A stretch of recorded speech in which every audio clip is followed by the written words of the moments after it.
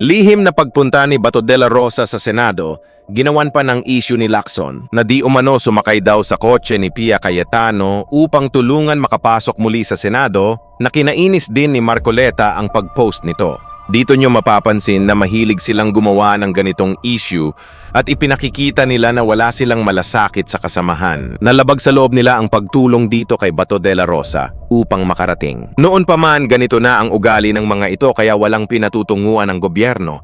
Dahil hindi sila nagkakaisa, lalo na't hindi umaayon sa kanila ang ibang senador sa gusto nilang mangyari, na may mga senador na may prinsipyo na lumalagay sa tama.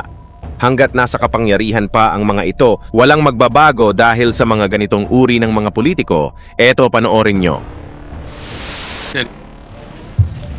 Senator Marcoleta, can we give way to Senator Lacson since Thank you, Mr. his name was President. Go ahead, Senator Marcoleta. Thank you, Mr. President. Yeah. Can we give Magtatanong lang sana ako, Mr. President, kay Senator Pia. Mga ilang tanong. will Senator Lacson also interpolate This is just very short. manifestation? Pero Senator Mr. President, Marcoleta, ako po nakatayo na rito bago pa siya tumayo. Siguro po, kung Would you siya allow na unang me, tumayo. Senator Lacson, just because he was first, but he was mentioned, so I am in the quandary of who of the two gentlemen will give way. May I, Mr. President? Yeah. Senator Marcoleta, may I ask you this personal favor since the gentleman was mentioned? Sige po, mas matanda naman siya sa akin eh. Thank you. Thank you, Mr. Thank you. President. Senator Lacson is recognized. I want to put it on record that I sincerely apologize to our distinguished colleague, Senator Pia Cayetano. That information was relayed to me by a fairly reliable source, no? And if that was a mistake, then I sincerely apologize. I thought I made that public statement because I thought it was just a very not really a serious matter, but because maski saan sumakay si Senator Bato, as everybody would agree, it is of no moment, no? Sa amin siguro, kung malaman namin kay Senator Ligardo pa nakasakay, baka doon pa kami magkaroon ng issue. Pero maski kanino pa siyang nakasakay na sasakyan, lalo na from the majority, sa tingin ko wala naman pong problema, walang issue. Kaya parang isip ko, okay lang yung i-share ko yung information that I received from, ang sabi ko, from a fairly reliable source. Now, if it is false, then, or even if it is not false, then I sincerely apologize, Mr. President. Well, Senator Pia said that she will leave it at that, so I will not refer it to any committee. Senator Lacson apologized, you accepted. If I may just interject that it might seem innocent, Senator Lacson, but to those who are commenting, they think it's a crime, even because people got confused with the timeline, that when he got here, we didn't know there was an ICC warrant and everything.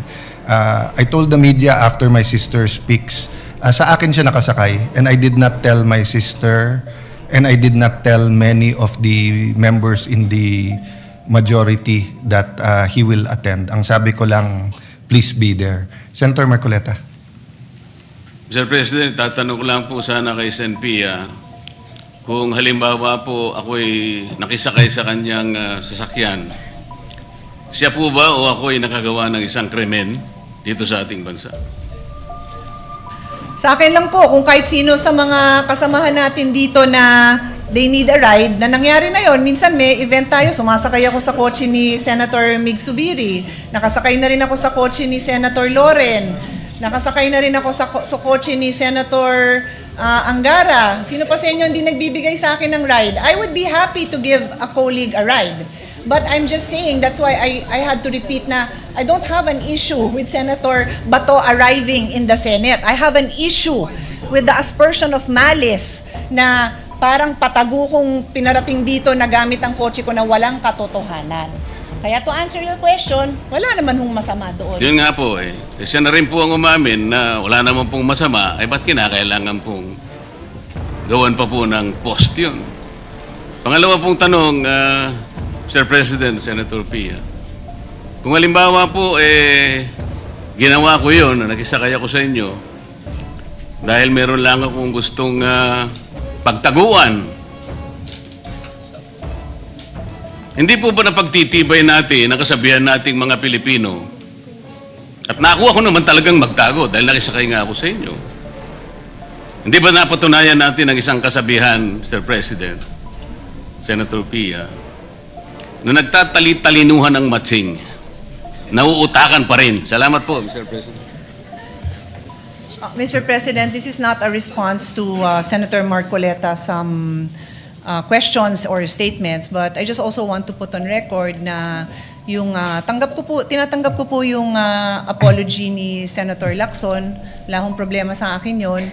Kaya lang po, ako yung nakikiusap sa lahat ng kasamahan natin na mag-ingat naman tayo sa statements because these are very troubling times. Everybody is so sensitive. Kung sino yung kakampi mo, lahat na ng ginawa niya tama. Kung sino yung kagalit mo, lahat na ng ginawa niya mali. So why would you make a statement that would arouse angry feelings or questions about my credibility or about, anything that would, create any negative implication on your fellow senator? Sana po wag ganon. Yun lang sasabihin ko. Sana walang ganon. Kasi kung wala namang intensyon, di wag na lang sabihin, di ba? Yun lang naman po ang sa akin. Thank you very much.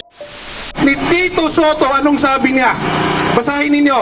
Ngayon lang, ang sabi niya, nalulungkot daw siya dahil para daw hindi siya nabigyan ng proteksyon ng PNP. Bakit bago magkagulo lumabas siya? Anong meron? Tito Soto, anong meron? Alam na alam mo na babastusin yung institusyon na pinagsilbihan mo na ilang taon, iniwan mo sila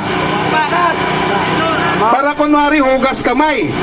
Ang nakakalungkot pa sa'yo, Tito Soto, Mr. Tito Soto, ang nakakalungkot sa'yo, linaglag mo pa ang usaa.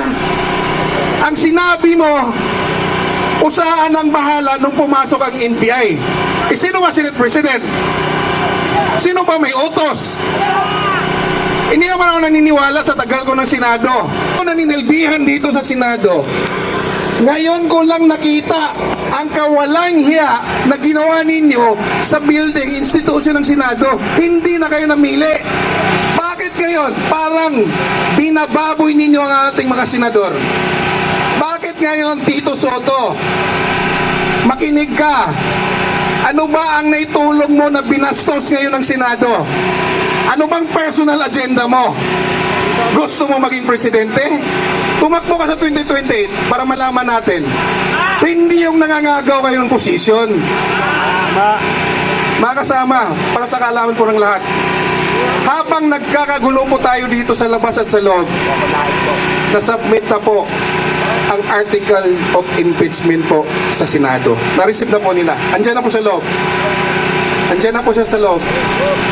Pero, ang mga senador, ang mga minority senators, sino ba yung mga minority dyan?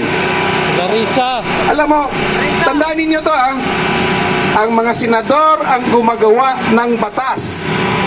Pero, may resolution sila na ipinasa yung 5. Si Lacson, hindi ko maintindihan kung kailan tumanda. Biglang nagbago ang prinsipyo. Si Soto, tagal ng panahon, siguro mga 30 plus years na siya naninilbihan sa Senado. Or 25 plus years. Si Hontiveros, si Bam Aquino, na kunwari may dugong bayani. Kiko Pangilinan, pabalik-balik na yun sa Senado. Hindi ba ninyo naintindihan hindi ba ninyo naintindihan ang inyong trabaho na dapat ang batas ng Pilipinas ang mauna bago kayo sumunod ng batas ng ICC? Tama! Kasuhan muna ninyo si Senator Bato. Kayo ang gumagawa ng batas. Ipapaliwanag po niyo sa Supreme Court kung hindi niyo naintindihan ang mga ginagawa ninyo. Kaya nga kinasuhan sa Supreme Court Di ba may contempt ang Supreme Court? Tito Soto. Nakakalungkot po. Marami pa namang humahanga sa'yo. Pero, ikaw ikaw din ang isa na sumira ng institusyon ng Senado dahil sa kabastusan mo. Yes, traitor!